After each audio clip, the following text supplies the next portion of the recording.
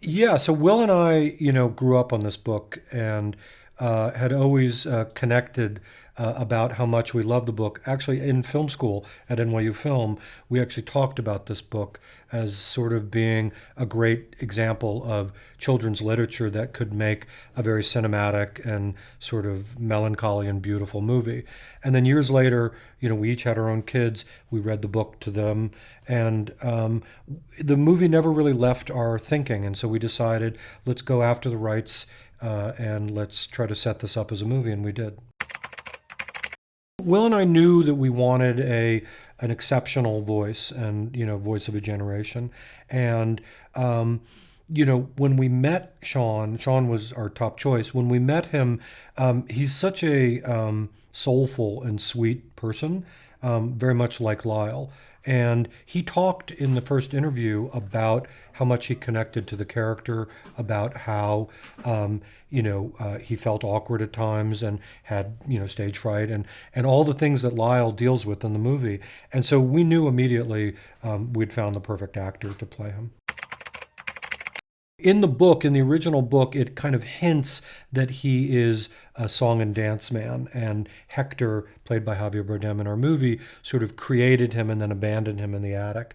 And so it was a very small part of the book, but we took that and thought, well, he doesn't speak in our movie. So what an interesting way for him to express himself through, song and dance.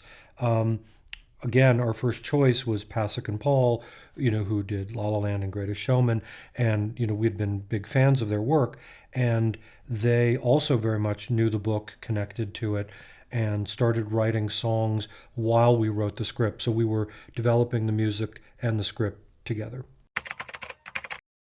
Will and I did start in comedy. It's our first love. We will always go back to comedy, but we've been exploring different genres, oftentimes with an undercurrent of humor to them. But we just finished a Marvel TV show called Hit Monkey with Jason Sudeikis, which is a Japanese Yakuza revenge saga. We just finished a sci-fi film that Universal is releasing next year that's more of a horror survival film set 100 years in the future. And then we'd always wanted to do a musical. And so we've been expanding the types of movies that we're doing. But I think we always just look for great stories and great characters. Oftentimes animals are, speaking in children's films or to children. And I think children are oftentimes, adults are too, but children are very gripped by, fear and the limitations placed on them. And I think those are the lessons you try to teach kids, is to break through and to face your fears and to overcome. I think resilience to me is about fighting for what you believe, and usually yourself, you know what I mean?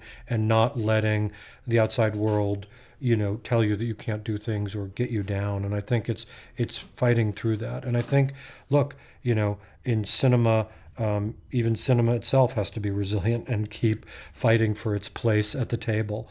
And I think when it does, I think people are always drawn back to it and always fall back in love with it. I would run out of the house and probably call the police, but I would be wrong, because the characters in this movie didn't do that, and their lives got changed and for the better. So I think the lesson is, stay and talk to the crocodile before you run out.